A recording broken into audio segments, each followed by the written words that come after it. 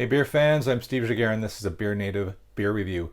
I should have said actually, hey coffee fans, because I'm going to be reviewing the collaboration between Brewdog and Evil Twin. There's actually a lot of reviews of this particular beer out there in the YouTube sphere, and I watched a few of them, and they're all, I mean, all the reviews are good, right? But I had a particular take on it that I wanted to convey, and I didn't quite see everybody covering it, so I decided to review it anyway.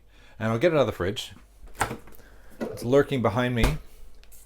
You like coffee? Oh yeah. He loves coffee. So there it is. Roaster Coaster.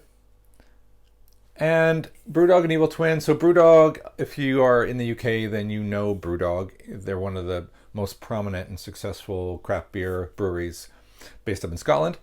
Evil Twin is out of Ridgewood, New York. They're quite an innovative brewery unto their own. And when I was trying to think about, well, who came up with this collaboration? Not in terms of what it is, but the concept of a Nitro Imperial Vietnamese coffee stout. Okay. So it's an Imperial Stout, and it's got Vietnamese coffee. And I looked up Evil Twin, and I see they actually have an Irish coffee stout. They have a coffee porter. They have a coffee IPA. I think it's called Coffeenade or something. So then I started to think, okay, this is a collaboration perhaps driven by Brewdog, but inspired by the coffee focus. And they serve their own really good evil coffee at Evil Twin. So I think coffee's their thing. So I'm going to kind of credit, well, I hope it's good, because if they like it, I'm going to credit Evil Twin for the result. What's also worth knowing is in terms of setting my expectation, it's a stout, but when you're talking about Vietnamese coffee, if you've ever had have you ever had a Vietnamese coffee? If so, yeah, throw something in the comments and let me know your love-hate for it. But Vietnamese coffees are very unique. There's like a ritualistic aspect to creating a Vietnamese coffee where you get the little maker that sits on a glass, there's condensed milk on the bottom, and it drips coffee on top of this layer of condensed milk. You stir it all up and you've got this beautiful sweet coffee thing. So some people just swear and love Vietnamese coffee, but it certainly creates an expectation. I'm expecting something incredibly sweet out of this can. What's also interesting is the malt varieties that are in this particular can. They're all over the place. You've got brown Carafa, chocolate, wheat, flaked oats, Munich pale, and crystal malt. So that's a pretty complex level of malt. And if you're thinking, well, where's the coffee coming from? There's coffee in it. That's one of the adjunct ingredients, is both cocoa nibs, lactose, and by the way, Brewdog's own description of this is as a milk stout. It doesn't say on it, it's saying coffee stout, but it actually is a milk stout. There's lactose in it as well. Did I say cocoa nibs, lactose, and coffee? So it's not some sort of malt alchemy that's going to create the coffee side of this. It's more the sweetness is coming from the malts. The variety is going to amplify the cocoa and the chocolate malt that's obviously in here. But so it doesn't create a dry sweetness, I'm going to go with that they added actual coffee and cocoa to it. So they've really thrown the kitchen sink at this to try and accomplish their goal of creating a Nitro Imperial Vietnamese coffee stout. It's a big mouthful. Let's hope it is, right? So let's pop it open. I'm expecting also... that was like a release. So is that where the nitro comes from? So I'm guessing there's a release mechanism like a Guinness to give it that nitro effect, which means when I pour it in here, yeah, I'm seeing it explode very much like a Guinness does. So it's going to create those rolling waves of carbonation when it's done, which you can of course see there. It's starting at the bottom.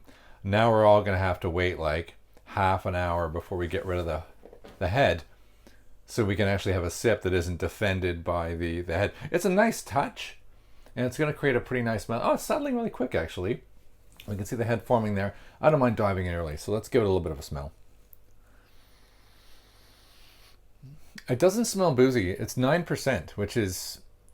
that's tough, right? Like when I first saw the can, by the way, story behind the can, I got this can again. If you saw my Brewdog Double Punk, I got this from Jacob. Jacob's the guy who I collect groceries from. We talk about beer and we have a beer exchange. He gave me this one, which at a glance, when I saw it was a Nitro Imperial Vietnamese coffee stout at 9%, I thought he was trying to kill me or something. But it turns out I'm sure he just appreciates beer and he thought I would like this. So thank you, Jacob, again.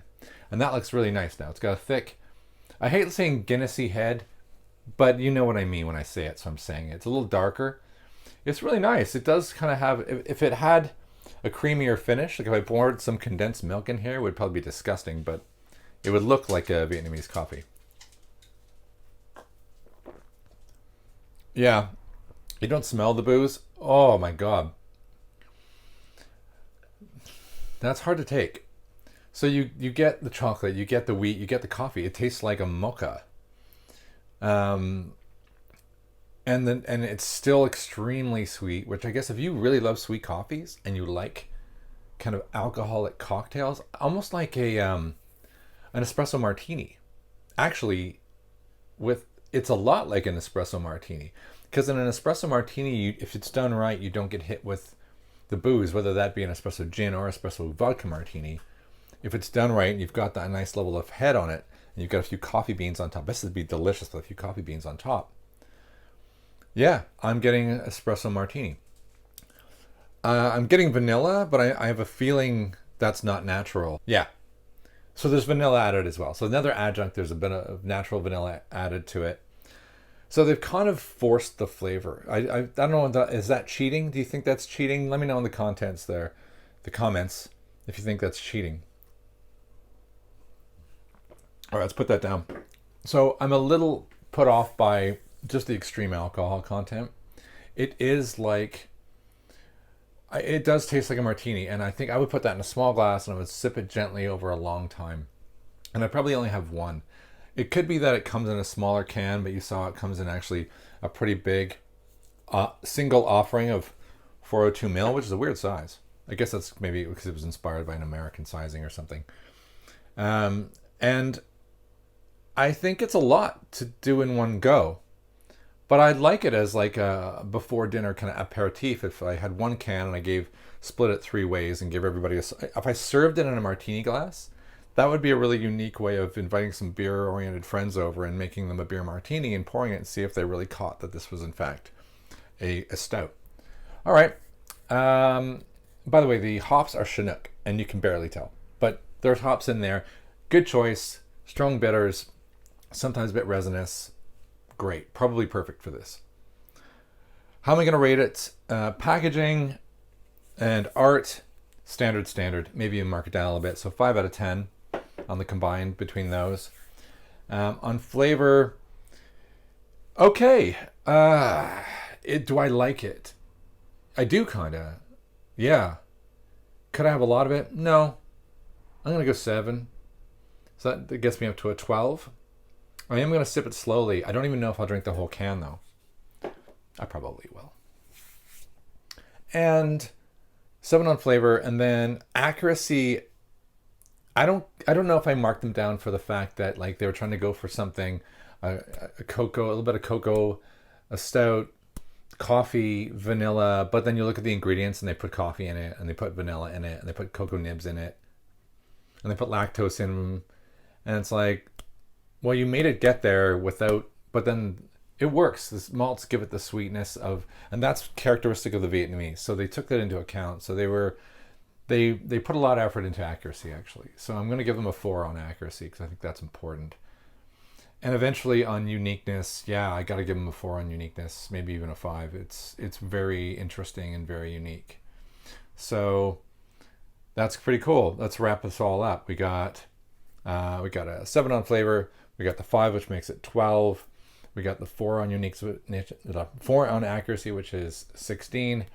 And I threw him a 5 on uniqueness, which gives him a 21. That's pretty good. 21 out of 30 gives me a 3 point. Oh, that's a solid 3.5. Cool. So I'm going to give it a 3.5 on Untappd. I hope you enjoyed that. I hope you learned a little bit more about Vietnamese coffees, and go find one of those. And you learn about the contents of what's actually in this and why it is cool.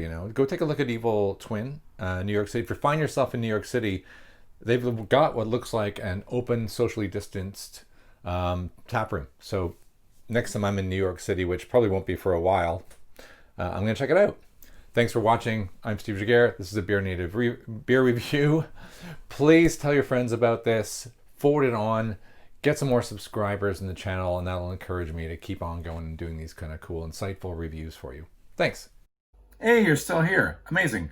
Subscribe to the channel, and you'll be alerted every time I release a new beer review or my different insights into what makes beer great. Thanks for watching.